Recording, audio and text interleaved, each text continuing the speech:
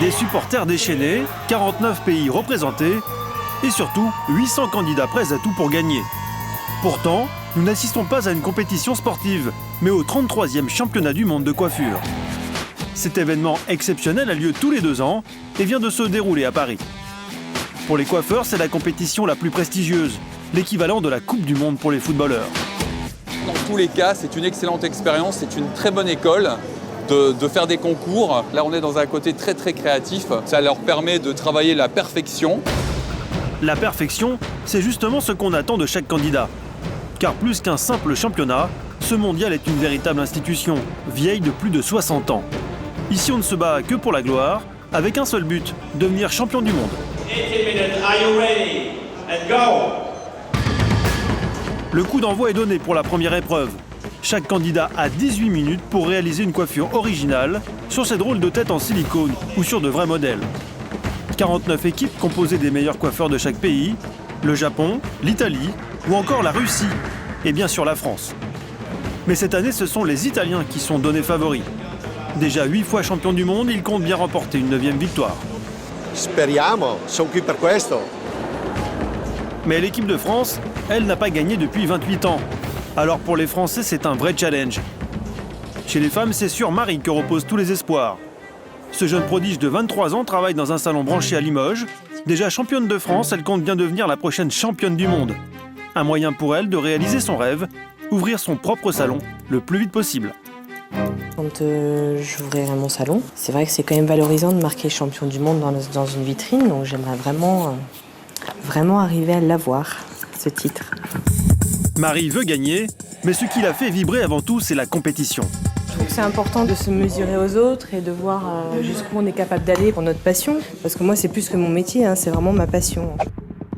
Du côté des hommes, c'est Sébastien, 32 ans, qui pourrait mener la France à la victoire.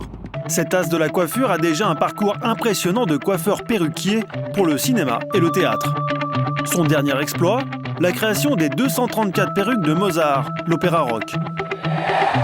Et malgré son expérience, il n'a pas hésité à s'entraîner pendant des semaines avec le reste de l'équipe. Comme c'est une compétition, il faut être au top ce jour-là, donc il faut vraiment connaître sa coiffure par cœur.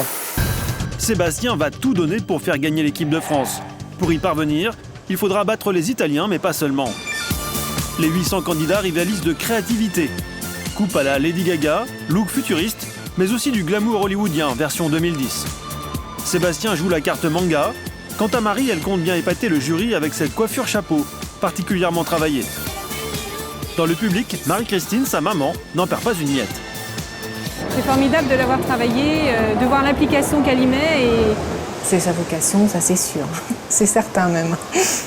Dans une compétition de ce niveau, pour les candidats, le soutien des proches est indispensable. Pour encourager Sébastien, il y a Stéphanie, sa fiancée. J'ai confiance, vraiment très confiance en lui parce qu'il a beaucoup de talent et s'est beaucoup entraîné. Il a mis tellement de choses, tellement son cœur dans tout ça que voilà, on a envie qu'il réussisse. Et Stéphanie veut voir gagner Sébastien car elle le soutient au quotidien. C'est sur Mozart, l'opéra rock, qu'ils se sont rencontrés. Au fil des répétitions, cette danseuse de la troupe est tombée sous le charme de ce génie capillaire.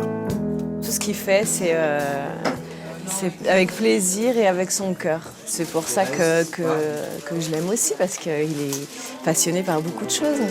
C'est fini ? Pour Sébastien, remporter ce championnat du monde serait l'aboutissement de 10 années de travail acharné. Et surtout la possibilité d'une carrière internationale. Mais la victoire est loin d'être dans la poche. Ne l'oublions pas, les Français n'ont pas gagné depuis 28 ans. Et leurs principaux rivaux, les Italiens, ont l'air de maîtriser parfaitement l'exercice.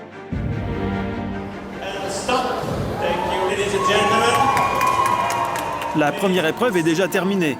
Et Sébastien n'a pas l'air très content de lui.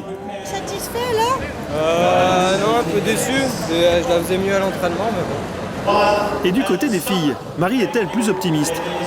Je suis assez contente.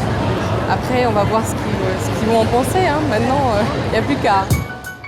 Plaire au jury, un véritable défi. Les 30 jurés sont tous d'anciens champions, alors ils ne laissent rien passer. Chaque coiffure est notée selon des critères extrêmement précis.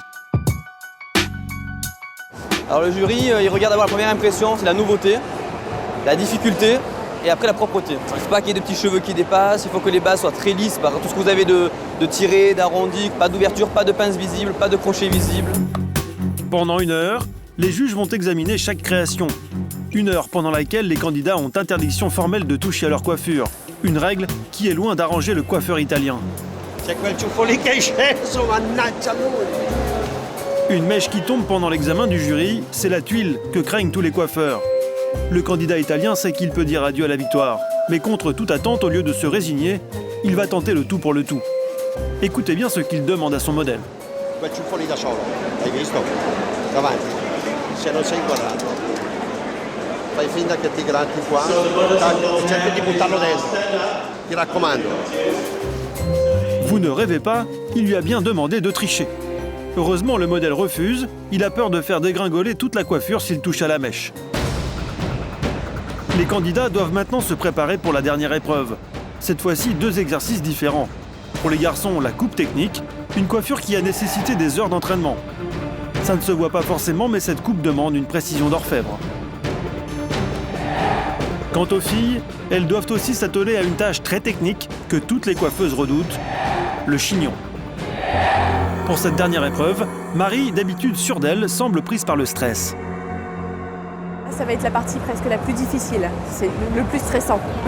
Je la vois tendue. Au contraire de certaines fois, elle est très tendue. Et ça m'ennuie. 2, 1, and go! Dès le début de l'épreuve, la panique semble laisser place à la concentration. Malgré l'angoisse, la compétition reprend le dessus. À quelques mètres de là, Sébastien, qui n'était pas satisfait de sa dernière épreuve, semble avoir lui aussi repris du poil de la bête. Pour les candidats, c'est la dernière ligne droite. Plus que quelques minutes et tout sera fini.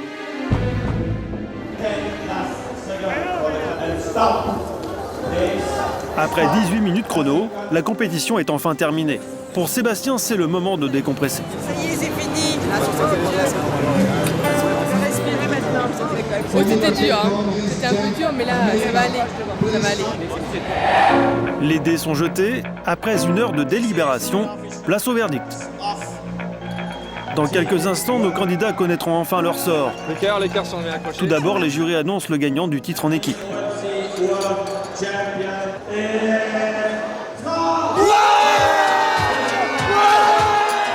28 ans que les Français n'avaient pas gagné.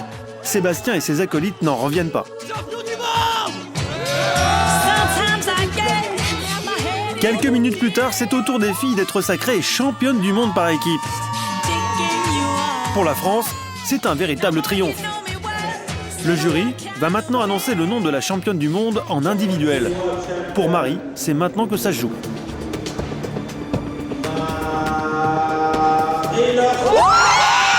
Marie a réussi. Elle est bien la nouvelle championne du monde de coiffure. Le titre le plus prestigieux qui soit. Le plus beau jour de ma vie. Après mon mariage, le plus beau jour de ma vie. Rattrape-toi, même. Marie, Sébastien et les 25 membres de l'équipe de France, tous sont allés au bout de leur rêve. Alors encore bravo et rendez-vous dans 2 ans pour les prochains championnats du monde.